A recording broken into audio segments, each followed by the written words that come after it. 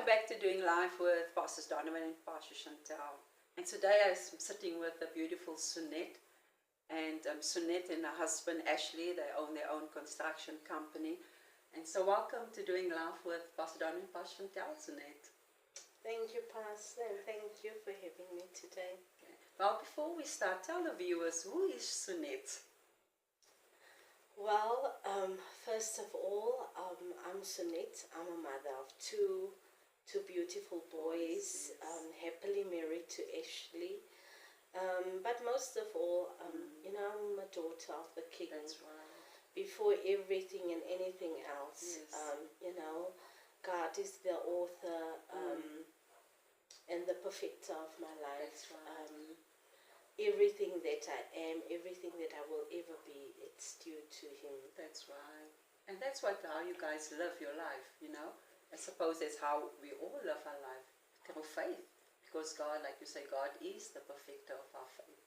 And Absolutely. And so being a woman in the construction world, how do you navigate the life through as a woman in the construction industry?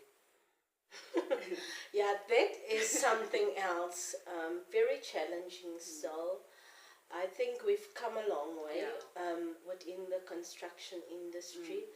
However, there's still a lot that still needs to be done. The gap is still too big. It's very challenging. A lot of men and people in general still regard it as the men's world. That's right. They see it's not a playground for women. But I must say, within South Africa, within the industry and the employment industry, there's a lot of remarkable significance that has happened within the construction arena over the last couple of years. However, the gap is still too big. Yes. Men still feel that, you cannot do what they are being trained for. Yes. Regardless of, taking into account your qualifications or your experience, and I want to go actually so far to say that woman needs to work twice as hard in the very same profession as men work. But I think a lot of work has been done. The path has been open for women. And that's why we need to encourage, a lot of women to come more on board. That's right. Because women, we are game changers. Yes. Once we get the opportunity or the door to open, whether it's in construction or in engineering, we tend to become history makers. That's right. So I believe there's still a lot of work that needs to be done. But I'm also very grateful for, like the CITB, the NHBRC, for all these different bodies within the construction arena in South Africa that has paved the way for women to come on board. And so do you find that you sometimes need to fight for men to take you serious? Of course. Of course, almost every day. You have some, I always say if you give women the opportunity to develop others, because we build villages, we build communities. However, we also have some men, I have met over the last couple of years, influential men within the construction industry. That serves today on the JBCC or the CITB, on executive boards, that have paved the way to make it easier for women. But then, if your day-to-day struggle on sites, I often find it when I'm alone on site with the guys. And we need to do site inspections and then I come across something that hasn't been done to our satisfactory, they will look at me, so what do you know? About the bricks that's just been laid. Or if you tell them, a certain part of the concrete work hasn't been done according to specs. Yes. They look at you like, how can you Yes. come and tell me I'm a bricklayer or I'm a concrete hand for Yes. 10 or 15 years? What do you know? What do we know? You're Yes. just a woman. Yeah. But then, you know what? I want to go so far to say is that we must never lose hope. Because the more we pursue excellence, you know, the very same people that challenge you on a Yes. daily basis, they will start appreciate Your your value. input and your value and your level of excellence Yes. within Yeah. the project that you bring to the table. So what is the type of challenges as that you needed to overcome, and how did you overcome that? So, when I started out just over 6 years ago, you know, my husband, he's for over 25 years in construction. And so when they heard that I'm the project manager, the senior project manager on the site is, you know, they had this idea, but you cannot come and tell us. Yes.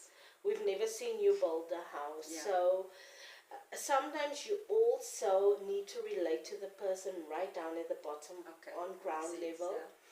To tell them, you know what, I appreciate what you are doing, but you also need to appreciate the input that I bring to the table. Because, you know, it's one way when we put a business together, and it's one way when we execute it. Yes. We all need each other so that the whole project can be successful. Yes. So in the initial stages, I had a problem with people that didn't wanted me to tell them, no, you need to go back and to go fix this, what do you know? So they blatantly undermined me. But you know, and you need to stand your ground, and I really want to encourage to any other lady or another girl maybe that feels today, you know, I want to enter one day into a space that looks maybe impossible, that they deem as a men's world, you know, that we need to stay consistent to what we believe in, you know, and we must never so change on our level of excellence on projects. Construction is one area, there's no room for error. That's right. You know, I cannot build a house, I cannot so we do a lot of schools. So when we start building, when we do the foundations, there is no room for anything to go wrong. Because if there's something that's going to go wrong, we're not just talking about time, we're talking about money that's been lost, time that's been lost. So your level of consistency, you need to stick to it. That's right. If you've said to them that this is what I want, this is how it should be done, I don't care if they don't want to listen, they will eventually adhere to what you are requesting from them. But you know what, to stay consistent in what you do. And it is very difficult, as I've said right in the beginning, you know, we've come a long way. It's a bit much easier than what it was 20 years ago. And I also think with your personality, you will stand your ground, because what you believe in is come from your heart. You know, if you believe in something, you're going to stand your ground. And you know, as easy as that can sound, it's not always the case. Because listen, let me tell you, you, a woman on site, you are standing in front of 15 other men. If they stare at you, that look that they're not gonna do it, you know. Sometimes you need to go back to the site office, re-energize yourself, go back out there and say, listen, I told you I want it this way, so you need to do it this way. Because at the end of the day, you know, although I'm the project manager, there's still other people I need to answer to. That's right. There's architects, there's engineers. So the engineer needs to follow what the architect and vice versa. So I cannot. So it's very important that you get your team on your side. And to understand them, and it reminds me always as the body of Christ. You know that we cannot function without each other. You know, the leg needs the feet for That's support. right. And once you can create that kind of relationship with your staff on site, then it become easier. You will always have, and I know a lot of women in the industry will agree with me. You will, it's now a good 6 years that I'm doing it full time. But you will always have men that will still come in. Who are you to tell us? You know nothing about it. You It maybe will know on, challenge you. you maybe know on Yes. paper it, Yes. but you don't know anything. Yeah. And so it's very important that you win your team on your side, and to let them know that I'm not here. I don't want to take your job. In fact, I cannot do your job the way you can do it. You are the best one for it, Yes. but you need to listen to what the instructions I'm giving That's you. right. Because I'm receiving instructions, and the very same person that gave me an instruction received from someone else. Yes. So it's all about teamwork and making it one big success. Yeah. And so as a Christian company, because that is who you guys are, you're a Christian company, is it difficult out there in the construction industry? Because I can imagine there's a lot of things going on. I'm gonna. Most of the time, it's actually not difficult. Okay. Especially when you've made the initial decision that God is gonna get the glory out of all of it. There's sometimes we had to pay very big school fees in it, because sometimes we don't want to do it based on the world system. And we read in newspapers, we hear it on the news, of construction mafias and all of that. And my biggest prayer always is, God, if this is not for us, don't give it to us. Yeah. If there's going to be anything where you're not going to get the glory, because at the end of the day, we're in the world, so we work with worldly people, that things worldly. Yeah.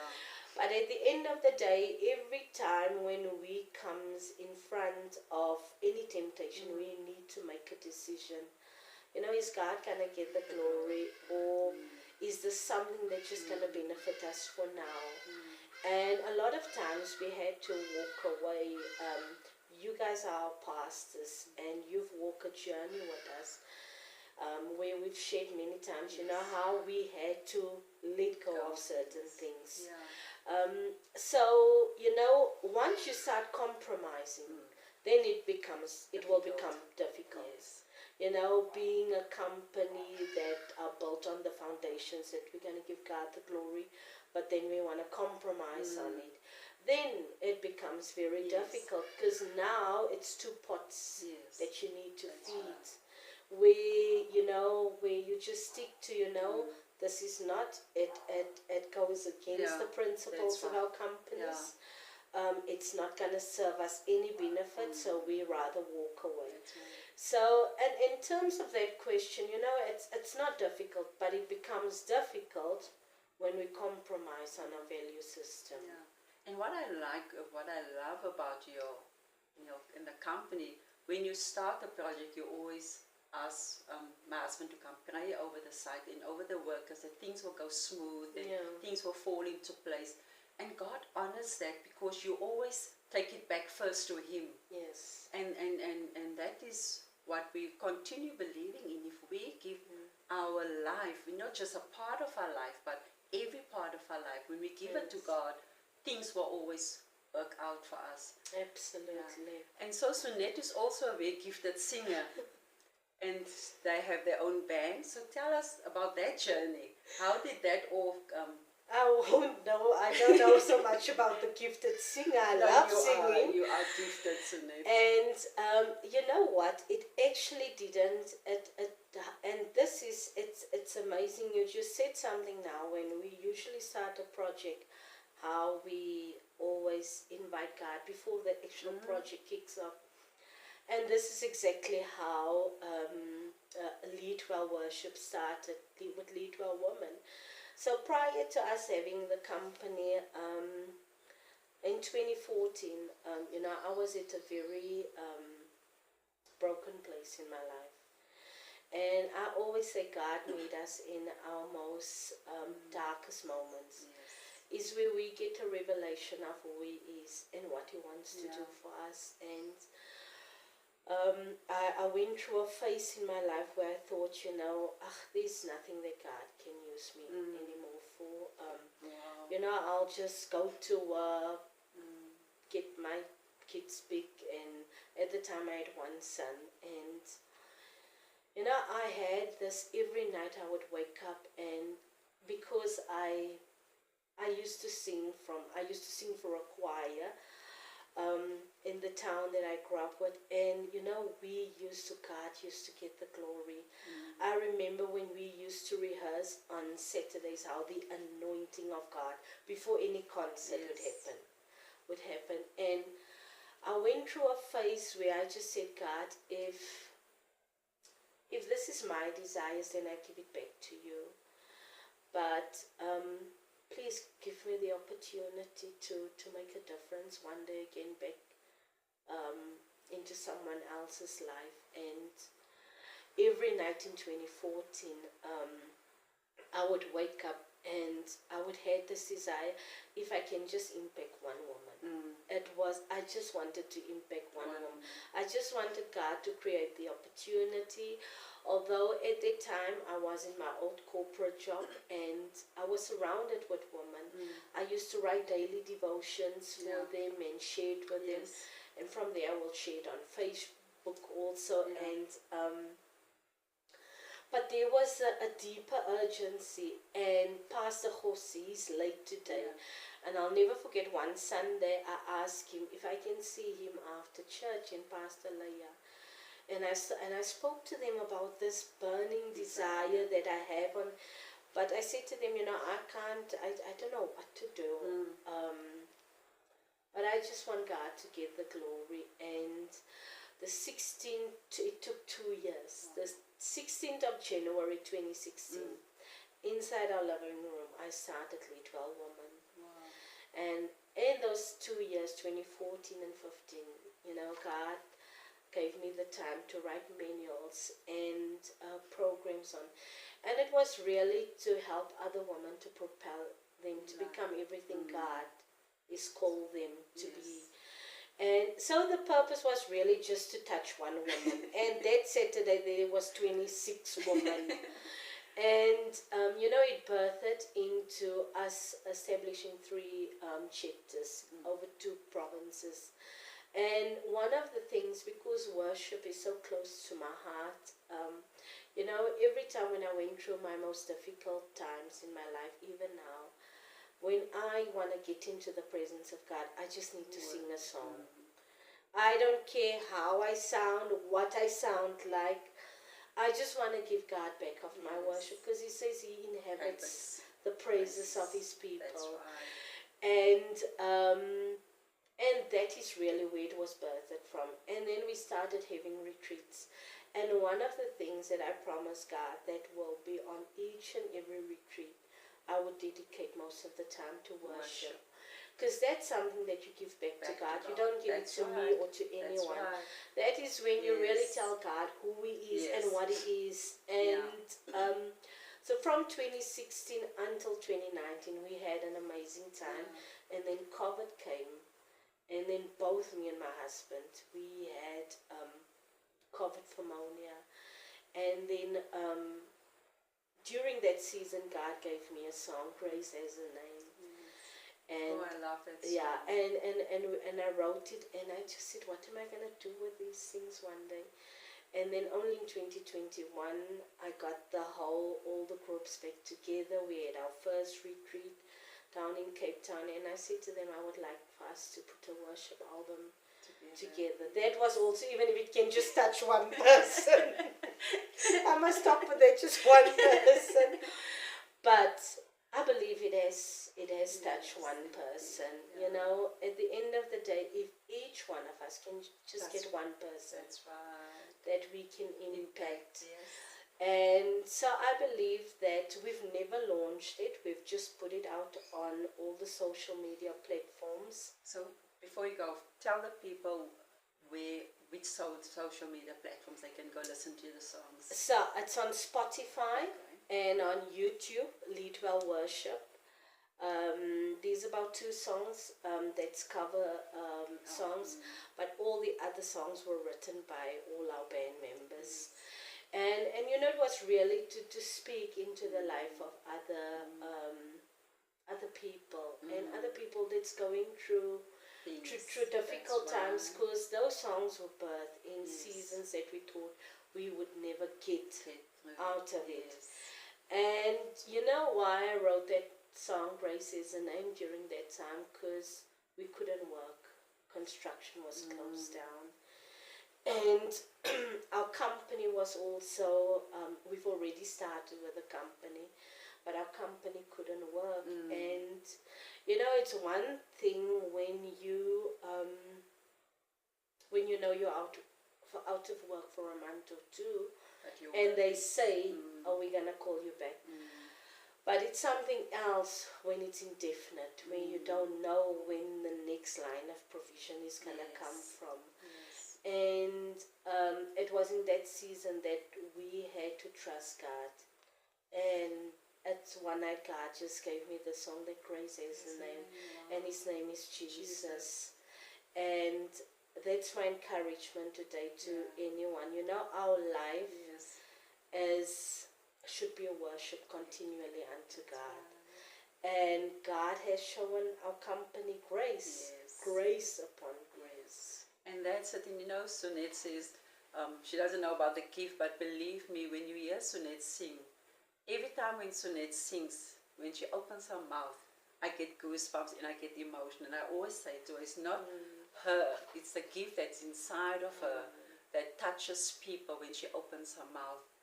And so, before we go, Sunette, also tell the viewers, where can they find your company profile, should they ever need people for building or for any construction work? Where can they find you? So they can go on our website. It's www.petersoncons.co.za, or they can contact us on our mobile number 078-409-3858.